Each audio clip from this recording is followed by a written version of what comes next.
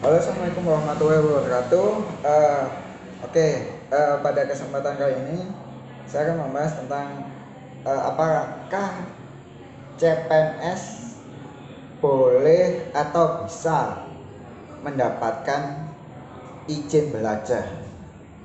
Jadi, jadi gini, waktu kamu tes CPNS itu posisi kamu sedang S2 melanjutkan spesialis ataupun S2, di mana kamu sudah menginjak entah itu di semester 1, semester 2, semester 3 atau hanya tinggal tesis atau tugas akhir.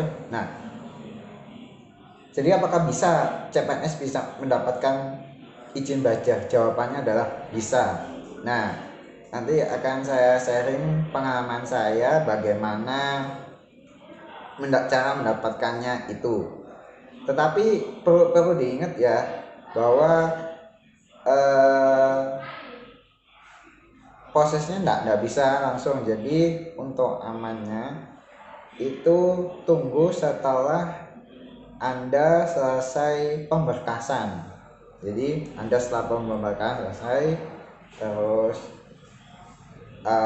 sudah selang 2 bulan dari bekerja di UPTD kalian atau instansi kalian. Jadi jangan langsung mengurus, karena mungkin tapi itu pengalaman pribadi saya sih.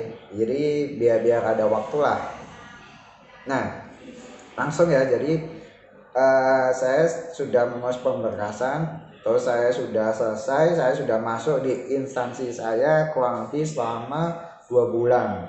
Nah, setelah itu posisi saya, jadi saya waktu mendaftar CPNS itu saya posisi semester 4, tinggal tesis. Saya lagi melanjutkan pendidikan S2, yakni S2 Magister Kesehatan. Kalau prodinya Magister Manajemen Pemasaran dan Keuangan Pelayanan Kesehatan di Universitas Airlangga. Nah, waktu itu saya sudah menginjak semester 4, yakni tesis saja, dan sudah tidak ada kuliah. Alhamdulillahnya seperti itu. Nah, awalnya saya juga berpikir bahwa waduh, kayaknya ini bakal cuti setahun nih studi saya, atau bakal molor lah studi saya.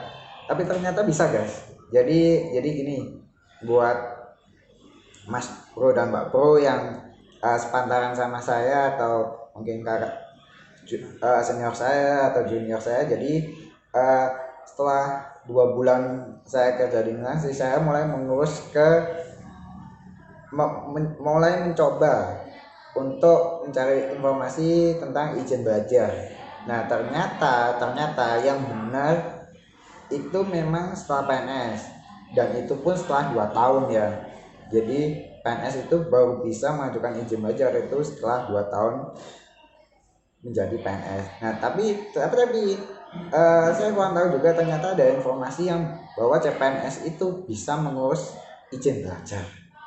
Jadi gunakan kesempatan ini. Nah, yang pertama, langkah pertama, datangi ke BKD setempat. Jadi BKD setempat, di BKD di bagian pengembangan ya.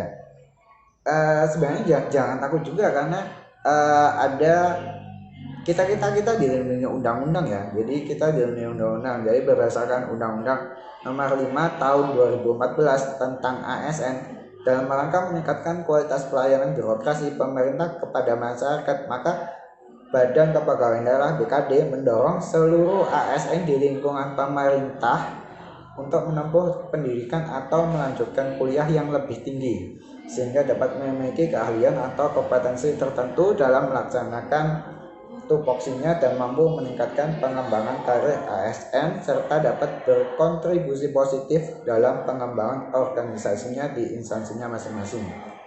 Nah, jadi jangan takut.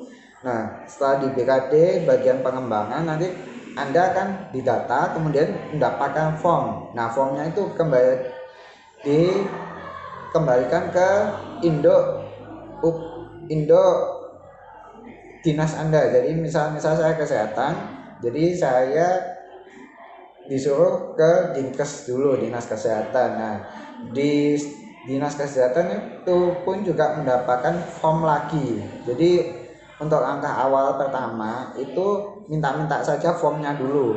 Jadi biar enak Anda melengkapi itu. Nah, jadi di Dinkes ada form yang tulisannya untuk surat keterangan aktif kuliah dari pihak kampus, pihak universitas. Nah, itu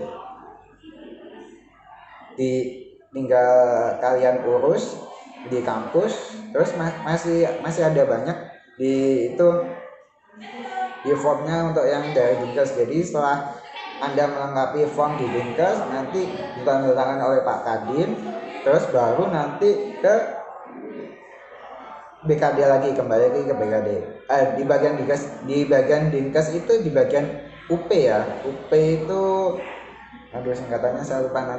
Nanti kalau masih ada yang bertanya UP itu, nanti tulis aja di kolom komentar ya. Jadi di bagian UP di dinas masing-masing. Nah, UP semacam TU-nya. Nah, dari proses tersebut melengkapi itu sampai kembali lagi ke BKD itu, saya rasa saya kurang lebih 1 bulan 2 bulan lah. Jadi nanti dari BKD outputnya itu keluar surat keterangan izin belajar yang ditandatangani oleh kepala BKD atas nama bupati. Jadi ketika keluar surat itu, aduh rasanya senang banget. Jadi saya juga sudah bisa agak ya, jadi saya juga agak bisa menyelesaikan studi saya yang tinggal tesis di luar jam ini. Tapi terkadang saya juga izin di jam-jam inilah, karena ya kesibukan dosen juga membutuhkan waktu di jam-jam tertentu, sehingga saya juga kadang meminta izin kepada, alhamdulillah tentunya kepala instansi saya baik, sangat baik. Jadi diizinkan juga karena beliau juga S3 alumni yang sama seperti saya juga. Nah,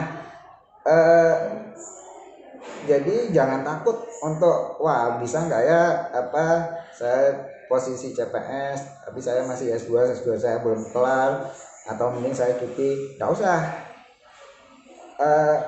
tetap aja lanjut. Jadi tapi yang teman juga komunikasi antara Anda dengan kepala instansi Anda juga harus baik lah. Jadi biar bisa diizinkan.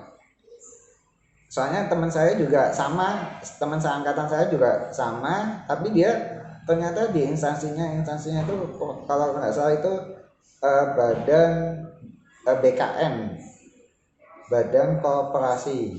Nah itu dia nggak bisa untuk ke kampus, tapi dia memang masih semester 3 sih, jadi dia masih ada kuliah. Nah itu mungkin agak sulit. Jadi dia ini masih posisi sekarang juga masih belum lulus. Nah jadi saya waktu itu bisa menyelesaikan studi saya yang awalnya 4 semester tapi menjadi 4,5 semester. Tapi itu pun normal, jadi wajar lah untuk pendidikan S2 itu 4 sampai 4,5 tahunnya, 4 sampai 5 semester itu masih dalam kategori wajar. Jadi tetap semangat, harus tetap cari informasi, update selalu perkembangan, dan komunikasi yang baik kepada semua orang. Selalu rendah diri dan jangan lupa berdoa, bersyukur.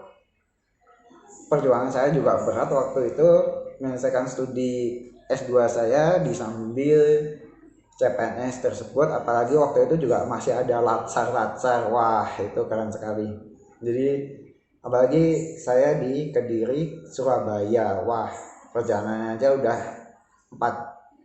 2 jam naik bis. Wah apalagi hujan-hujan. Wah nanti mungkin bisa saya share lagi pengalaman saya waktu PP S2 tersebut. Ya sekian dari saya, mungkin dapat bermanfaat bagi kalian. Jadi jangan putus asa, tetap optimis, selesaikan studi, untuk masa depan yang lebih cerah. Udah